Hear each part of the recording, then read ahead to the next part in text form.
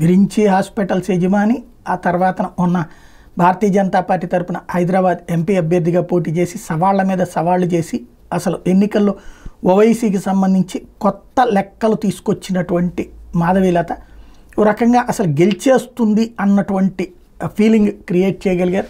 కానీ దురదృష్టం ఏంటంటే 8 పార్లమెంటు స్థానాలు బీజేపీ గెలుచుకుంటే హైదరాబాద్ స్థానాన్ని మాత్రం సాధించలేకపోయింది. పైగా ఓవైసీకి గతం కంటే భారీ మెజార్టీ రావడం అన్నటువంటిది కీలకమైంది. అయితే అలాగని వదిలేస్తారా? ఇక మాధవీలత ఆ తర్వాత కనిపించకపోవడం మళ్ళీ బోనాల సందర్భంలో మాత్రమే కనిపించింది. ప్రతిసారి కూడా హైదరాబాద్లో ఇట్లాంటి ప్లానే చేస్తుంటారు. ఇదివరకు కూడా బలవంతరావు గారు ఎవరో ఉన్నారు, ఆయన పదే పోటీ చేస్తుండేవాళ్ళు.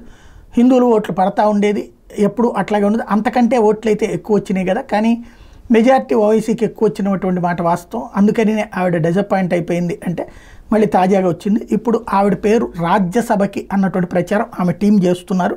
ఏం జరుగుతుందో చూడాలి.